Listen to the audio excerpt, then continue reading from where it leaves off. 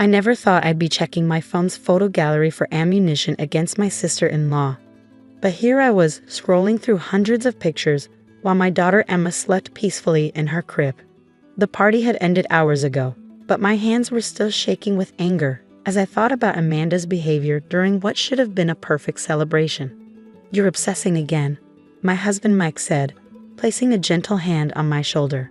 He was right, but he hadn't seen the latest posts on Amanda's Instagram story. Each swipe revealed another carefully curated photo of our supposed party disasters. The homemade decorations I'd spent weeks creating, the organic cake I'd baked myself, the carefully planned activities she deemed too simple. "Did you see what she wrote about the cake?" I asked, turning my phone to show him. "Some people shouldn't try to be Martha Stewart when there are perfectly good bakeries around." "That's a direct attack, Mike. She's been doing this since the day Emma was born." Mike sighed, running a hand through his hair. "Lisa, you know how Amanda gets. She's just particular about things." Particular was an understatement. From the moment I'd announced Emma's birthday party plans, Amanda had tried to take over. First came the helpful suggestions, a fancy venue instead of our backyard, an expensive catering service instead of my home-cooked meal, professional decorations instead of the personalized touches I created. When I politely declined, she switched tactics. "I just want my niece to have the best," she'd said sweetly during Sunday dinner last week. "After all, first birthdays are more for the parents than the baby. Everyone will be taking pictures, sharing on social media." The threat had been clear, though unspoken. The party itself had started wonderfully. Our backyard was transformed into a whimsical garden party, with soft pastel streamers dancing in the breeze and handmade paper flowers adorning every surface. Emma's face lit up at the colorful decorations, her tiny hands reaching for the butterflies I carefully crafted and hung from tree branches. Then Amanda arrived, an hour late and wielding her phone like a weapon. "Oh, this is different," she denounced loudly, immediately starting to document everything. Click, a photo of the slightly crooked welcome sign. Click, the homemade cupcakes with their imperfectly swirled frosting. Click, Emma's high chair, which I decorated with hand-painted flowers. I tried to focus on our guests, our parents cooing over Emma, friends chatting and enjoying themselves, children playing in the carefully arranged activity stations. But Amanda's presence was like a dark cloud, her camera shutter a constant reminder that every minor flaw was being documented. "The lighting is terrible for photos," she declared, positioning herself near the cake table. "And these decorations, well, I suppose some people find the DIY look charming." I bit my tongue, remembering the hours I'd spent creating each element, the paper flowers that took 3 attempts to get right, the personalized party favors with pressed flowers from our garden, the hand-painted signs with Emma's favorite nursery rhymes. The breaking point came during the cake ceremony. I'd spent 2 days perfecting Emma's smash cake, a small organic vanilla creation with natural food coloring used for the soft pink frosting. As we gathered around to sing, Amanda's voice rose above the others. "Well, this is different from what I expected," she announced, her phone recording every moment. "I brought a backup cake, just in case. It's from that boutique bakery downtown, the one that does all the celebrity kids' parties." My mother-in-law's eyes lit up. "Oh, Amanda, you're always so thoughtful." I watched frozen as Amanda retrieved an elaborate cake from her car. 3 tiers of professional perfection, complete with fondant flowers and gold leaf detailing. The oohs and ahs from some of the guests felt like tiny daggers. But Emma, my beautiful, perfect baby girl, had other plans. When presented with both cakes, she reached decisively for my homemade creation. Her tiny hands plunged into the simple pink frosting as she laughed with pure joy, smearing it across her face with abandon. "Well," Amanda sniffed, still recording, "I suppose that's sweet, in a messy sort of way." Now, hours later, I scrolled through my own phone, past the happy photos of Emma covered in pink frosting, past the videos of her playing with her cousins in the grass, past the countless moments of genuine joy that Amanda had somehow missed in her quest to document every perceived failure. Then I found it, a folder I'd almost forgotten about, filled with photos from the last year. Photos that told a very different story about my dear sister-in-law and her ideas of perfect parenting. Photos that showed exactly why I'd chosen to do things my way. "Mike," I called out, my voice steady now. "Remember when you said I should stop keeping receipts?" He looked up from his book, concerned. "Lisa, what are you thinking?" I smiled, feeling calmer than I had all day. "I'm thinking it's time to share some pictures of my own." The next morning, while Emma played with her blocks on the floor, I opened my laptop and created a new social media album titled A Year of Family Memories.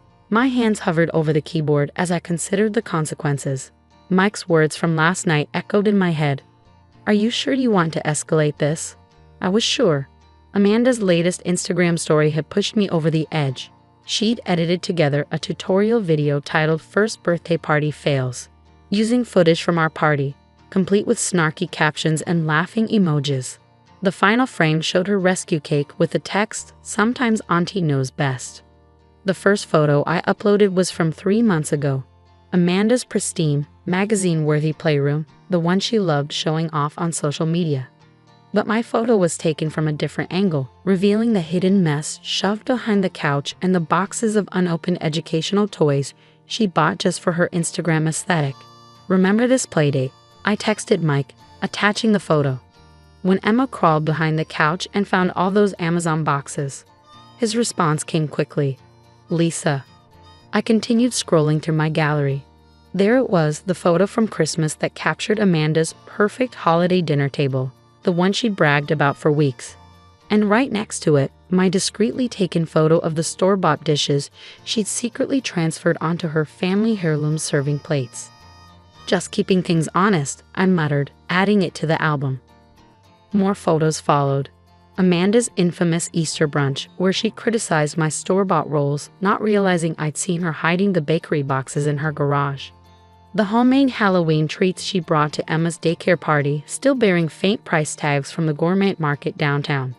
The traditional family recipe lasagna she'd served at my baby shower. I had pictures of the catering van pulling away from her house. As I organized the photos, a text from my mother-in-law popped up. "Darling, have you seen Amanda's latest post? She's just trying to help. You know she has such elegant taste." I left it unread. Instead, I found my favorite picture from yesterday. Emma laughing in her high chair, pink frosting everywhere. Pure joy radiating from her face. Next to it, I placed a photo of Amanda's reaction, her perfectly made-up face twisted in barely concealed disgust as she filmed the moment for her critique. "Remember why we're doing this?" I whispered to myself, thinking of Emma. This wasn't just about me anymore. I couldn't let Amanda's version of perfect influence how my daughter saw herself or her home. The final photo in my collection was from last month's family dinner. Amanda had arrived late, as usual, with a store-bought pie she claimed was homemade.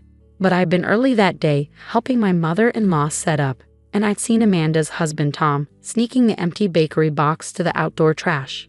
The photo showed him mid-disposal, the bakery's distinctive logo clearly visible. Just as I was about to hit post, my phone rang. It was Tom. "Lisa," he sounded tired. "Amanda's really upset about the party." "I noticed," I replied coolly. "The Instagram tutorial was especially creative." He sighed. "Look, you know how she gets. She's been struggling lately. Her lifestyle blog isn't taking off like she hoped, and her followers keep asking why she doesn't have kids of her own yet." I felt a twinge of guilt, remembering the fertility struggles Amanda had confided in me about last year, before she'd started her campaign of criticism. Back then, we'd actually been close. She'd been one of the first people I told about my pregnancy with Emma. "That doesn't make it okay, Tom," I said softer now. She turned my daughter's first birthday into content for her social media takedown. "I know," he admitted, "and I've told her she went too far. But maybe you could be the bigger person here. For the sake of family peace." I looked at Emma, now napping peacefully on her playmat, surrounded by the paper flowers from her party, the same flowers Amanda had called tacky and budget. My daughter deserved better than to grow up thinking her mother's efforts weren't good enough. "I'll think about it," I told Tom, and hung up. I turned back to my laptop, where the album sat ready to upload. It would be so easy to hit post, to watch Amanda's carefully curated image crumble. All those perfectly staged photos, all those critical comments about my parenting, I could destroy them with a single click. Instead, I opened a new message. "Amanda, I have an album ready to post. It includes a year's worth of behind-the-scenes photos from your perfect parties and family dinners. Before I share it, I thought we should talk. Coffee tomorrow? Just us." Liza. I attached the photo of the bakery box from last month's dinner and hit send. Her response came within seconds. Delete that photo, please. I smiled. Let's talk first. No phones, no cameras. Just two sisters-in-law having an honest conversation. 3 dots appeared and disappeared several times before her final reply came through. Starbucks, 9 a.m. As I closed my laptop, Mike came in with a freshly awakened Emma in his arms. Everything okay? He asked, noticing my expression. I took our daughter, breathing in her sweet baby scent. We'll see, I said, watching Emma reach for one of the paper flowers. But I think it's time Amanda and I had a real conversation about what makes something perfect. I'd arrived at Starbucks 10 minutes early, choosing a quiet corner table away from the windows. No perfect lighting for Instagram shots here. Amanda was already there, fidgeting with an untouched cappuccino. Her phone conspicuously absent. She looked different without a camera in her hand. Smaller somehow, more like the woman who'd cried on my shoulder about negative pregnancy tests before Emma was born, less like the polished social media presence she'd become. I deleted the posts about Emma's party, she said before I could sit down. All of them. I nodded, setting my own phone face down on the table. I saw. Thank you. Silence stretched between us, thick with unspoken words. Amanda's perfectly manicured nails tapped against her cup in an anxious rhythm. You know, I finally said, I remember when you used to come over just to play with Emma. No photos, no posts. You'd sit on the floor with her for hours, letting her mess up your designer clothes, and you didn't care. Amanda's eyes welled up. That was before the blog took off. Before I have 10,000 followers watching my every move, expecting perfect parties and perfect houses and perfect. She trailed off, wiping quickly at her eyes. Perfect lives? I finished softly. She nodded. Do you know what they comment on every single post? When are you having kids of your own? You make such a perfect mom. Your house is so clean. Wait until you have children. Her voice cracked. And every time I see you with Emma, making it look so easy. Easy? I couldn't help but laugh. Amanda, I spent 3 hours cleaning smashed peas off the ceiling last week. Emma went through 4 outfits yesterday alone. Nothing about this is easy. But you don't care. She burst out. You let her make messes and wear mismatched clothes and eat cake with her hands. You make those little paper flowers that aren't perfect but somehow look exactly right in your house. And everyone loves it. They love you for it.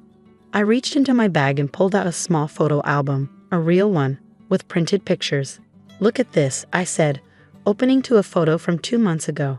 It showed Amanda lying on our living room floor, teaching Emma to high-five. Both of them were laughing, completely unaware of the camera. This is the sister-in-law I miss. Amanda touched the photo gently. I remember that day. Emma had just learned to clap. You didn't post about it, I pointed out.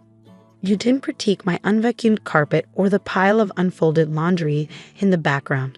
You were just there, being her aunt. My followers wouldn't want to see that, she whispered. Maybe not, I agreed, pulling out my phone and opening the folder I prepared last night. But they might be interested in seeing these. Amanda tensed. The photos you threatened to share?